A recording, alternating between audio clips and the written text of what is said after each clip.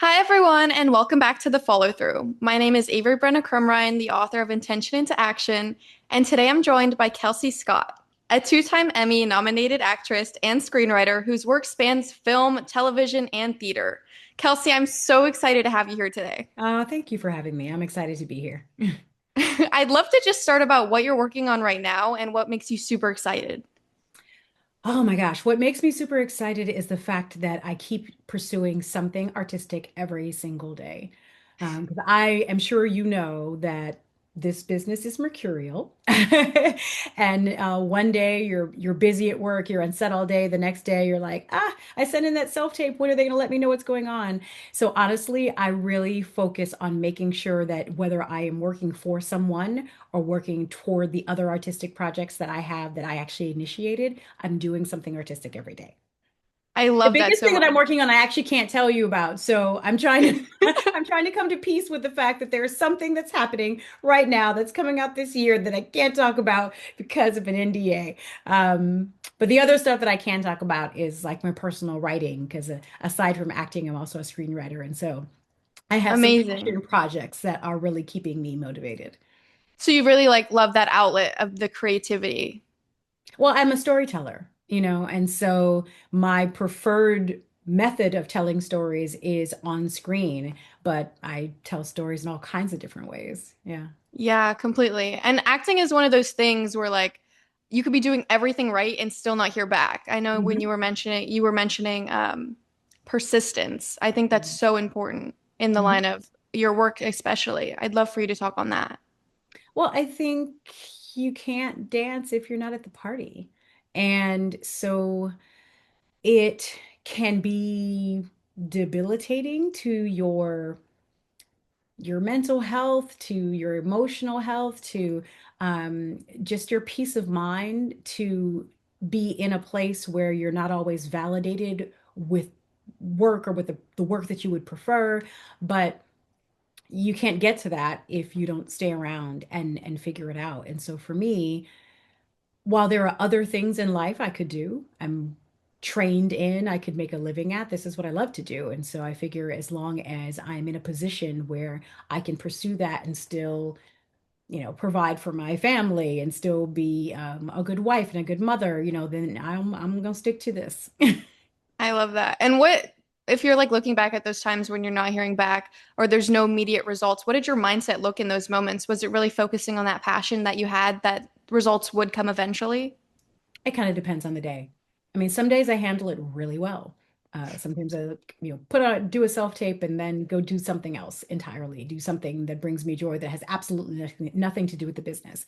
And some days it penetrates, it gets to me, and you deal with that emotion, you deal with that sadness, you deal with the disappointment, you deal with, all the things that come packaged in wanting something and not getting it. But that's life as well. Yeah. I think we get more of the rejection because essentially it's a lifelong gig. You are always jumping from one project to another. I mean, there are people who work on the same production for years, for decades. But most of us are journeymen, and so we take each day at a time. Yeah. So how do you deal with that rejection? I'm sure it's constant hearing no's in this field of work, and this disappointment that comes up. Is there something specific that you do to tell yourself to keep going? Is there something I tell myself? No, I think it is being really grounded in the idea that this is what I want. Mm. Again, not everyone is in the position to be able to follow their dreams.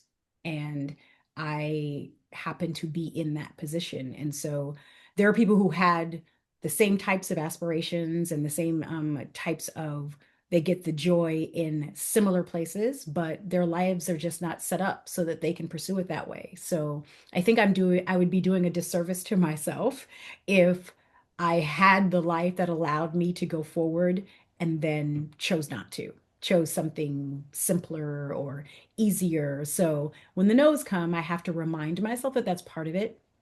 that, as we were talking about before the interview, you can do everything right and still not get the gig. You're too tall. You are geographically incompatible. Like, I mean, there are so many reasons that you just that are out of your control. And so I think that you have to remember what you bring to the table. You have to believe believe in what you bring to the table and know that sometimes that no honestly has nothing to do with you. Honestly has nothing to do with your talent. Because I've been on the other side too. I'm a screenwriter. I've produced. So I've been there when I've seen the actor and like, oh, that's the actor I want. And for some reason or another, that's not the actor that is going to fit into that puzzle piece. So I have to remember that when I'm on the other side. That's such a beautiful outlook. Yeah. I'd love to go into what I'm just curious, like as someone who's like looking out like inwards on, you've been on How to Get Away with Murder, 12 Years a Slave, is when you're watching those, what is different about what people think your career like looks like day to day versus what it actually looks like? Oh, I don't know what they think it looks like. Um, I will say that sometimes it is healthy for me to see my life, my career through other people's eyes. Because when you're in it, there's a perspective of kind of always being on the grind. And sometimes the wins don't register the way they do for other people. It's funny. I was talking to a girlfriend of mine earlier today, and she was like, "You've done some amazing things." And I had to think about it. And I was like, hmm, I guess I have. And if I sit and really take stock, if I put it down on paper, then it looks kind of cool, you know? But again, I'm in the pursuit. I'm in the grind. I'm in the trenches. And so I'm not thinking about what it looks like.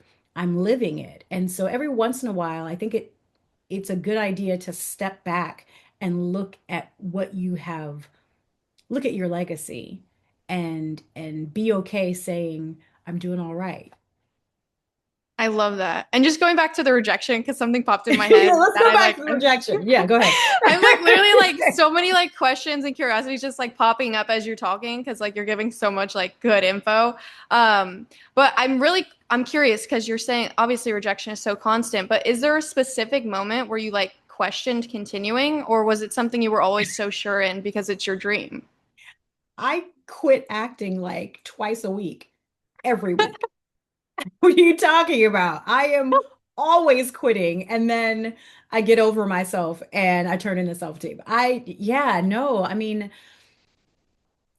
I'm only human, so I intellectually understand it's not about you or that sort of thing, but that stuff penetrates at some point. And depending on what's going on in the rest of your life, it might penetrate more easily than other moments.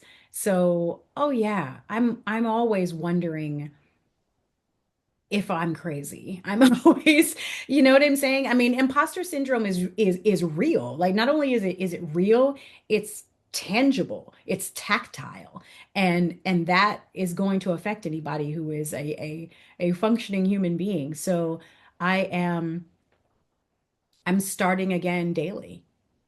I love that. It's such a human response too. Is there a specific role that you applied to that maybe like redirected you in a better way or into a better role or into like a better, I guess, mindset What do you that, mean? You mean yeah, something so that like, I went after and didn't get and it turned me to something yeah, else? just like a specific example of maybe one time you were turned down and it ended up turning into a better opportunity. Oh wow. That's a great question. I'm not sure that there was like a specific role that I was going for, and then that ended up being a turning point in my life. But I can say that there have been a few times when I've been really serious about this is it, forget it, I'm not doing it anymore. And then I walk into that last audition and something changes. And you certainly don't want to walk into every audition being like, I don't care if I get it, whatever, and then hope that that turns out well. But but there are definitely a couple of moments where I feel like I was pretty far down emotionally, psychologically, and I went into the audition anyway. And I guess there's something that you shed when you figure there's nothing to lose. And sometimes that resonates with a character and works out. Now, there are times that I have not been at my best emotionally and have walked into a room and it didn't turn into a booking. So it's not like that secret sauce. But I will say I'm conscious of the fact that sometimes going into the room needing it doesn't play as well in the room. Um, I keep saying in the room, so I mean that literally and figuratively because there's so much self-tape now. But every once in a while, you do get to walk into the room and have that one-on-one with the casting director and really be able to have that human interaction again, which I miss so much. But yeah, there's something about shedding the skin of need, of desperation, and just saying, I'm just going to come in. And oftentimes that's what they're looking for. I love that. And when you're in this like sad space that you were just talking about, do you have like a support system to Oh. that you are able to talk to with this, or do you have people in the industry who you can talk to about this? I certainly have friends in the industry. I wouldn't just kind of go to an industry person because that's where they are. For me, it's about family and friends. So, it starts right here in my household. My husband is an amazing support to me. With my bonus son, I can just hug him and feel better about the day. So those types of moments are really important to feed my soul again after it's been depleted by this industry. Um, but then of course, I have friends, and some of them happen to be in the industry, and so I know who I can talk to. You can't talk to everybody. It's a very specific journey, and it's not just, oh, I'm feeling some kind of way about my job. Like you kind of have to have an understanding of it to get where some of that is coming from and to be useful as a shoulder, as an ear. So I got folks. Yeah. So you find it like obviously supportive to have those people around when you are getting these no's and having to have this persistence in Mhm. the industry as well. Yeah. I love that. And so building a career like this obviously didn't happen overnight. I'm Mhm. curious what habits or standards that you've set for yourself that have stayed over the long period of time that you've been working in this career. That's interesting. I think I owe a lot of it to professionalism. Mm. I came up in the theater, and I think training in the theater just gives you a really great foundation and respect for the craft. Um, the show has to start on time. So just, being prompt. In theater, you don't go off script. Like it's word for word. So having that respect for what's on the page. I mean, certainly there is room, especially in film and television, maybe less in television, some in film to to riff on something. The director or writer gives you permission to kind of put your own flavor on it. But in theater, it is what it is. And you make it work for the character, for you as a person.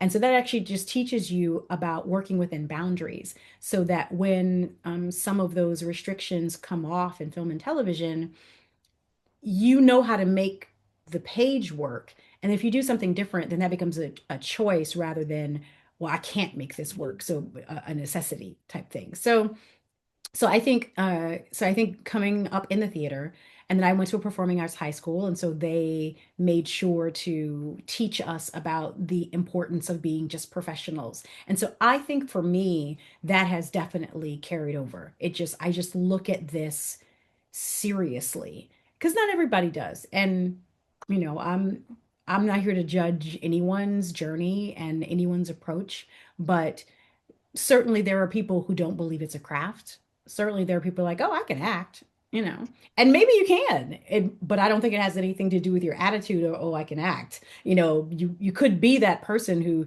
never has to train and never has to take advice from someone and just goes on screen and just pops. But for most people, for craftsmen, you have to respect it. And I think if you treat it that way, then it actually helps to get you through those moments when it's not happening because you lean on the professionalism of it. So I would say that. Yeah, that's such a great answer. Um, and when you were talking, it also made me curious because I'm not in the acting industry. I'm curious, are you allowed to go off script at all, or is it pretty like to the point of like you have to stick to what they It say? depends. It Depends. depends. I mean, in theater, no. Hard no, hard pass. In television, usually not. I mean, I'm certain that there are exceptions, and perhaps if you've got a series where there's a series regular and they've, been a part of the journey of the show for a long time, then they could go to the writer and say, "Hey, I'd like to do this on this line," or something like that, and then of course there are just takes where you're in the middle of the take and it happens differently and they're okay with it. So I think, that can happen in television. Film, I think, is probably gives you the most freedom there. You certainly want to, at the very least, for give them exactly what's on the page for some takes, because that's another respect for the writer. I'm a writer, so I respect the word. I understand what it takes to put that on the page. So I'm not just like, I'm going to write my own script here as an actor. I don't, I think that is both unprofessional and lacking in respect of the craft of writing. But I think that after you kind of get those takes that are word for word, you are given more freedom to go off script. And I when I say love that off you, script, I don't mean write your own script. I just mean that you have taken the time to put the character together. And so sometimes you feel like that character would go someplace differently or say something differently, and you may be given permission to do that in that atmosphere more readily. yeah, I love that you have the perspective from both sides too. I think that's so valuable as an actor and a screenwriter as well. So I think Yeah. that's so unique. It's such a unique like point of view. And it has served me. As a writer, because one of my joys in writing is dialogue. Like I love dialogue that is authentic, that is character specific, that pops. I work really hard on my dialogue. So when I'm writing dialogue, I write dialogue for actors. And what I mean by that is sometimes you'll find dialogue where it's like spoon feeding the audience, or the character is saying something that a real person would not say.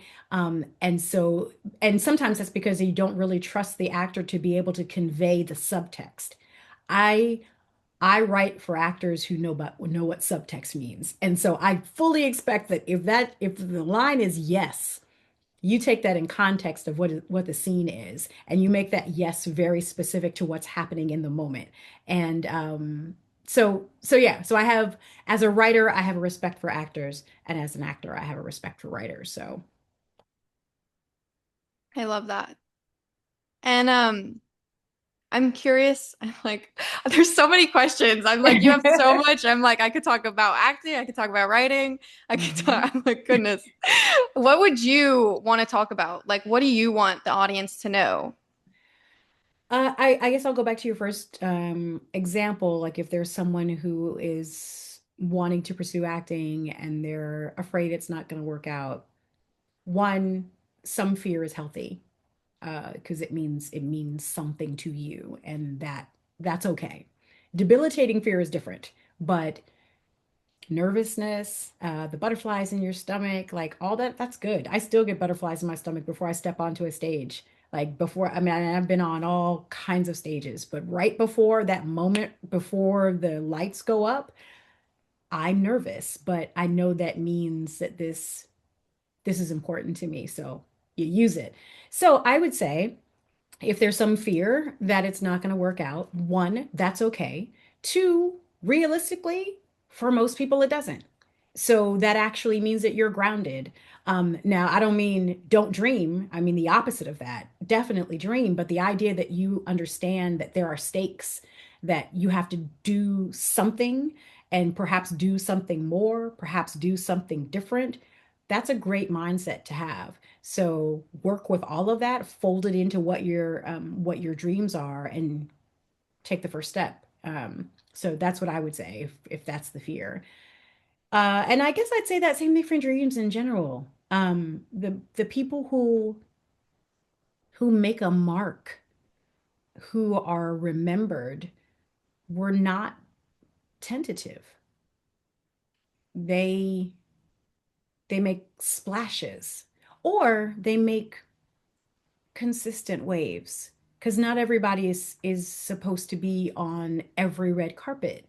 But there are, let's just keep it with acting. There are actors whose names you don't know, but you know their faces. They're everywhere. They're doing stuff all the time. And so you couldn't pick them, you couldn't like name them in pick their name off of a sheet of paper, but if they're in front of you, you remember them because they are consistently turning in good work that just might not be the lead character. So, for whatever you want to do, decide what success looks like for you. If success is A-list red carpet, that's okay. That's one journey. If success is consistent work, if success is roles that make you think or that make an impact, that's something. If success is just finishing something, that's good too. Like before you decide, I'm no good at this, I've failed, make sure you understand what your success is first. I love that. Yeah. Has your definition of success changed from when you started in this industry? That is a great question. Has it changed? Um, I, hmm, has it changed? I think when I first started in this industry, I was not looking at it as a job. I mean, because I started as a child. You know what I mean? I've been in here for a second. And I think that it was just fun. I was just having fun. And my mother even said, she's like, when you stop having fun, we'll stop doing this. And I just kind of never stopped having fun. So I think then it was just about continuing to find this joy, this cool thing, and to embody these characters and for people to give me make believe stuff to do. So yeah, I guess that was success. When you grow up at some point, success means being able to support yourself financially. So yeah, I guess that was success. Um, Now success is finding characters that really resonate with me and losing myself inside of those characters. So, okay, so yes, I guess success. My definition of it has changed and evolved with me as a person and with my career. Yeah. Yeah, well, it definitely makes sense starting it so young as you weren't like thinking, oh, well, I mean, I guess you could have been thinking about like fame and money and everything, but like Yes, I guess I could it's have. really I you wasn't, could but I have. guess I could have. But I'm Yeah. thinking like as a child, it's about like having fun, embodying these people that you're playing and everything. Mhm. So just seeing that change over time, I think that that growth is really incredible. And I think what really stands out from what you said before we talked about success was following through with something or like continuing towards a goal. It really isn't about feeling ready and like fear is natural, and Yeah, having that and still being able to continue anyway, especially in the industry like acting. But right. even if you're talking about something like just for the audience who isn't um, trying to pursue acting, even if that's writing a book or even doing something you've been putting off, it's not about feeling ready. And it's about being able to still go do that splash and the consistency over time. And so I think that's really valuable that you brought that up as well. Yeah, because I admire people who know when they're ready. How do you know, you know what I mean? How do you know that? How do you know you're ready? You just do the work. You put the work in, you put the prep in, you get your mind right, you treat your body and your mental health well, and then you just do it. If somebody knows when they're ready, God bless them, because I half the time I do it anyway, I you know? love that so much. Yeah. It's so good. Kelsey, it's been such a pleasure to have you here. Oh, it's been great. Thanks for this conversation. Yeah, of course. And if you're listening and got something from this episode, share it with someone who needs it. And there's new episodes every Monday. This is the follow through.